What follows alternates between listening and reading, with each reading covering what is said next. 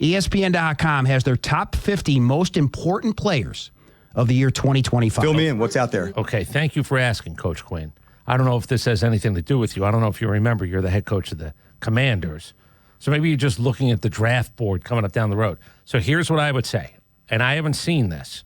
Give me the title again. ESPN's top 50 most important players of 25. Do you believe they rank them in import, or did they categorize them? There's almost like subtext to why this person is ranked where they're ranked. Arch Manning. Arch Manning is number 1. Gunner Stockton. Gunner Stockton is number 2. Very good, So Chris. what's the, but that doesn't, I'm assuming they don't think Gunner Stockton is the number 2 most important? Everything hinges when you talk about the success in the Premier Conference. Right. In 2 traditional programs on 2 quarterbacks who we know nothing about. I don't know the rest of the article, and quite honestly, I'm not going 12 deep, let alone 50 deep. Way too many. I'm going to be like you with an email. Way too much. I'm not going to 50. But they got that part right because you got 2 top 4 teams, top 5 teams, and you're saying, oh, wait, if you want to reach the promised land, you can tell me he's really talented, but untested. Gunner Stockton, he's been around a long time. Let's find out what he does with an entire schedule in front of him. That part I do agree with. Number 10 is Carson Beck, and they talked about his inconsistency and also coupled with the fact that he didn't get a lot of help from the receivers at Georgia. Is this the year that he leads Miami finally back to the promised land and pleases a guy like John Michaels? I'm going to tell you from the, and I don't mean this in a bad way, because he's not central casting from the neck up, but he kind of is from the neck down. Like if you took the goofiness out of him, like no more TikToks. You take the goofy out, the girlfriend and whatever the hell that was. His final act, they say, ESPN.com, will determine his legacy. That's college-wise, but it'll also determine his draft stock. And Miami's supposed to be, okay, here we are. Now we didn't skip a beat at quarterback. As a matter of fact, we might be, and I don't want to say better. I know what that guy who was there did. But maybe now with a group of guys who smelled winning, we now can take the next step. Carson Beck isn't. I'm surprised. 10 seems a little bit low if there's a ranking. Zachariah Branch, the transfer into Georgia, comes in at number 20. Okay. He said he's a guy that can do everything, but really hasn't done it consistently as a receiver yet. So he's almost, in that regard, in the same boat as a Gunner Stockton. A special teams guy, tremendous kick returner, tremendous punt returner, hasn't been consistent as a receiver, and they need that this year desperately at Georgia. Number 23, Haynes King. Interesting. I like the bet that we sort of talked about a week and a half ago. I would bet Georgia Tech to make the college football playoff before I would bet them to win the conference. Although for the money, I might bet them on both. Again, I'm just looking for a play.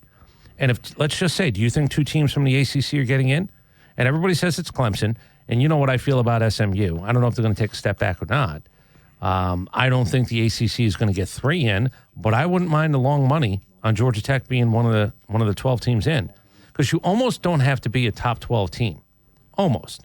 If you're second in the ACC, do you find yourself getting in? I mean, it happened last year. Now, it was a hell of a way to close out the ACC championship game, but there is precedence there. And when it comes to Haynes King, ESPN.com includes Jamal Haynes as well. They say if those two can play the ball control game as well as just about anyone, they've shown it. If they can do that against Clemson and Georgia, they could win both of those games. Keep away. And there you go. They're talking about maybe they're a playoff team. Play keep away. Don't give them the extra 2 possessions. They're too talented to have 2 or 3 more possessions than you. And Jamal Haynes is on the Doak Walker list. He's on a lot of preseason award lists, and he says he's feeling his better or best at his best. Maybe that's where he is right now, and that's why he feels so confident. Probably the best I've ever felt. I said it probably a couple interviews ago. Y'all will get the full Jamal Haynes this year. I feel great, healthy, physically and mentally. I feel I'm in a great space right now.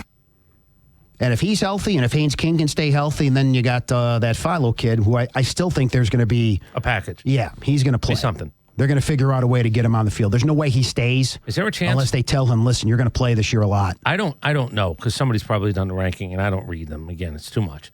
I don't know what Haynes King is ranked. If you looked at quarterback rankings in college football this year, quarterback rankings, straight quarterback rankings, if somebody was smart enough to do the top 30, is he maybe the best quarterback who we would say that about, where there's a package coming in to take him off the field?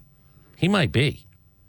Now, again, it's a subdivision of what you want a quarterback to do at a given moment. I'm going to say something really crazy here.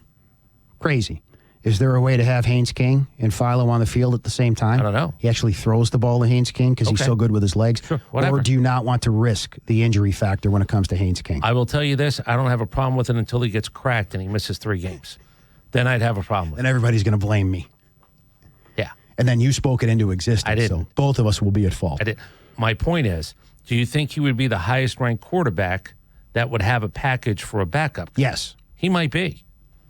And both of us are saying, but I get it. I do understand it. Well, it's like when Tebow, not comparing the two, but when Tebow and Chris Leak were together, there was just a package where they were so different that it could help them win games, and it did. They won a national title. And then you know what the beauty of that is? What if you okey-doke somebody? Here he comes. They're going to do this. Oh, wait, they didn't.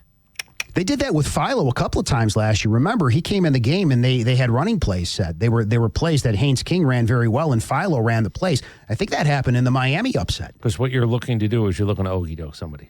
You think you know what's about to happen, but you don't. And that's what a coordinator worth his weight in gold does. What you saw, the game plan that Buster Faulkner drew up for that Miami game after realizing that Zach Pyron, we weren't going to do much with this kid. Sorry. That's just the way it was going to be.